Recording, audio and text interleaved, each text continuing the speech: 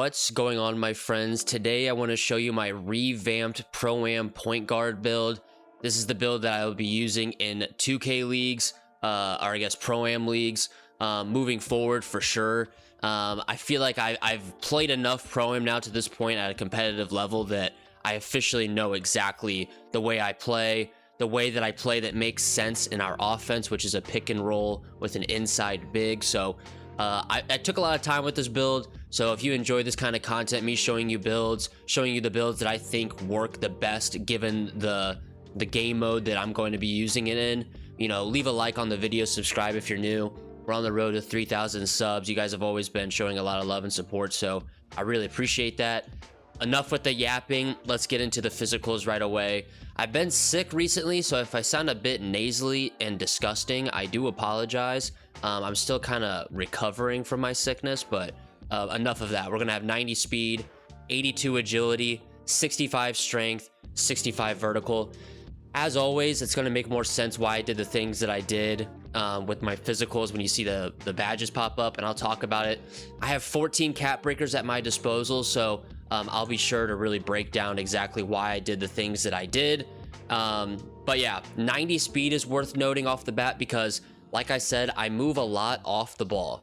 All right, so I need to be fast. These locks that I'm playing against can have anywhere from 94 speed and be 6'6", or be 6'4" and have 96 speed. So I need a lot of speed off the ball just so that I can pass, reset, decks off the ball. 82 agility is very smooth, so I'm able to move left to right very efficiently and very quickly. But yeah, those are the things that make the most sense to talk about at the moment. Obviously, you know, with the 65 strength and the 65 vertical, excuse me, you're gonna see why I did that once we get into it. Free throw, we're gonna have it at 99. I'm gonna have a 94-3 here with a 90 midi there. 5 cap breakers on 3. Obviously, I shoot a ton of mid-range shots. Ever since I used to use the Devin Booker pull-up shot, dribble pull-up, whatever you want to call it, and it was just too slow.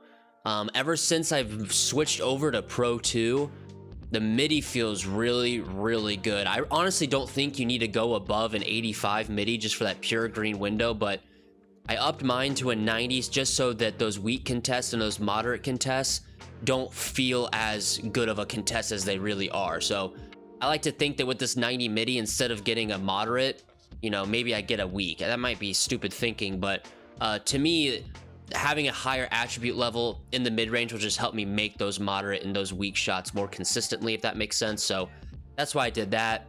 And then obviously with the cap breakers going on my 3, 99-3, we're gonna have dead. All these badges are gonna be on legend, which as a point guard in ProAm, especially for a point guard like me who doesn't really know what they're doing still to this point when it comes to shaking the lock off of me, you know, I need all the help that I can get when it comes to these legend badges. So just makes the most sense to have, you know, this layout for me. Like I said, Pro 2 dribble pull-up has changed everything for me when it comes to shooting threes from deep off the dribble and fading to shooting middies off the pick and roll.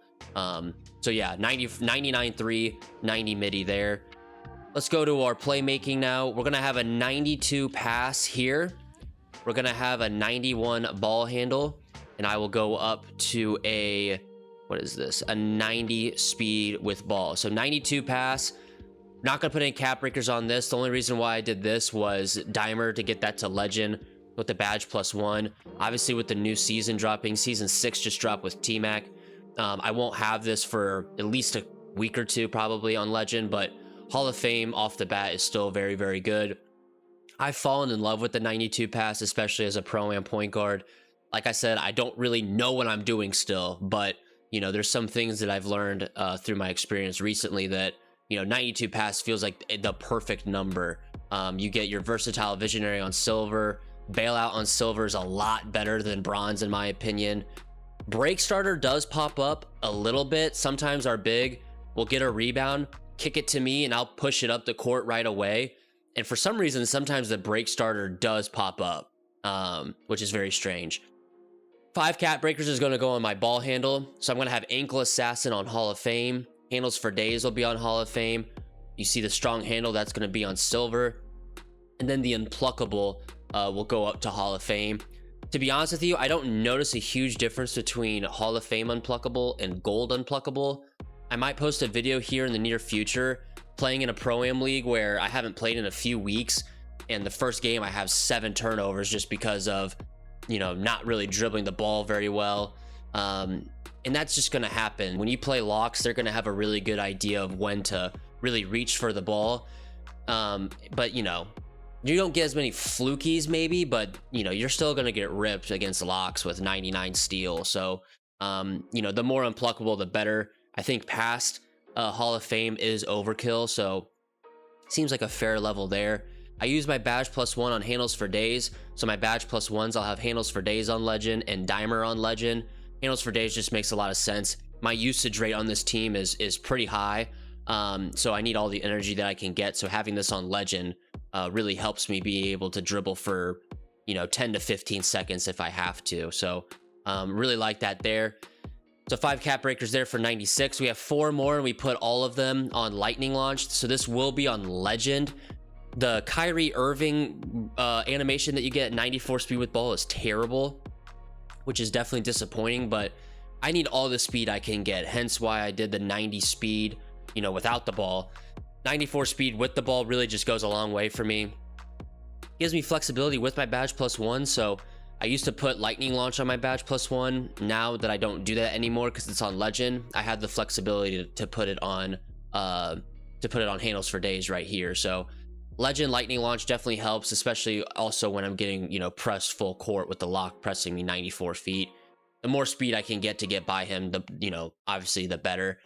So I really like the playmaking. So it's going to look like 92 pass, 96 ball handle, and 94 speed with ball after my cap breakers.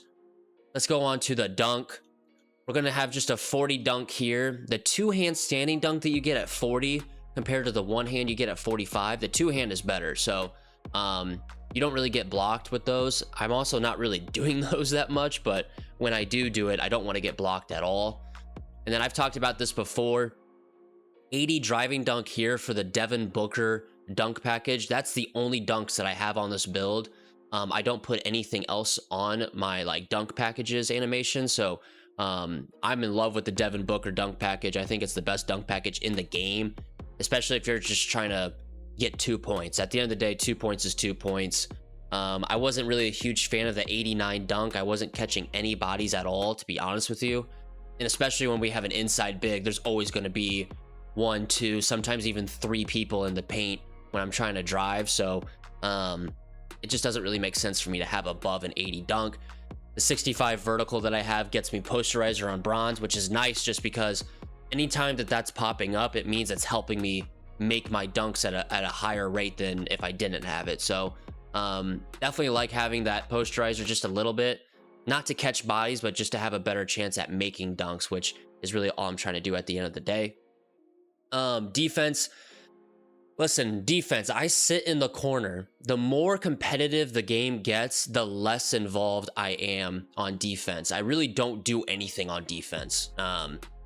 So sitting in the corner, I just have to make sure that I don't fall asleep, and, you know, I'm pretty much doing my job. So I went with a 73 perimeter. Like I said, on ball menace, I don't need that just because the guy that I'm guarding is most likely going to be the lock sitting in the corner. So he's not going to get the ball, and you know what I mean? He's not going to get the ball and start dribbling. He's just going to backdoor me and try to dunk like that. So that's what on-ball menace is for, is to stop the ball handler. My guy's not going to be he's not going to be handling the ball at all. I want to be able to fight through the picks that do happen. Very rarely does this opposing team's center set a screen on me. So at most, I have to get through like maybe a gold brick wall at the most, but I don't even have to get through a gold brick wall. So just having that there helps. Challenger helps me on contest, obviously. Off-ball pest obviously goes a long way for me too when I bump the cutter. 60 steal here. Like I said, I'm not involved at all on defense. So I still get steals. I can still step in the paint, you know, bump.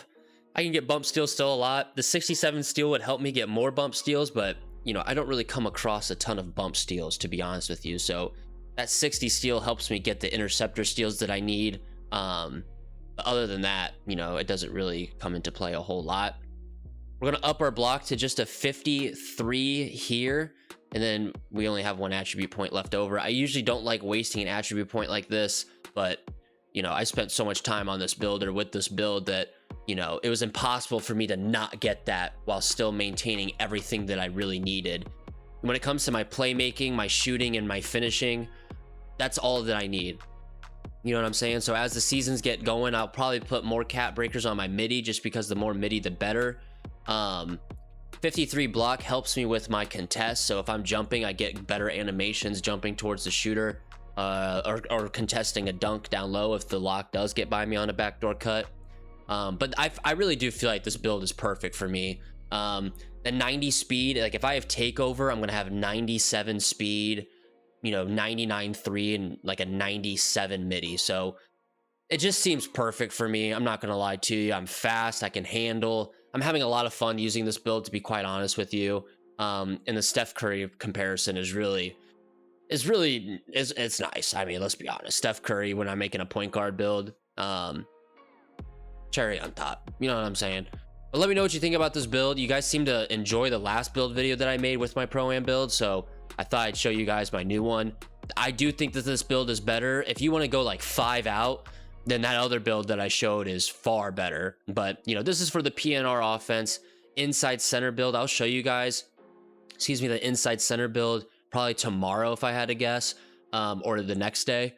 And I think you guys will like that build a lot too. That build can be used in rec as well. So, but yeah, let me know what you think about this build in the comments below. Like I said, PNR offense with an inside center. So you got to keep that in mind when you see this. That's very important to know. Subscribe if you're new. I appreciate the love and support as always. I'm going to get back on my grind now that I'm feeling a little bit better. But I'll see you guys in the next video. Goodbye. Peace.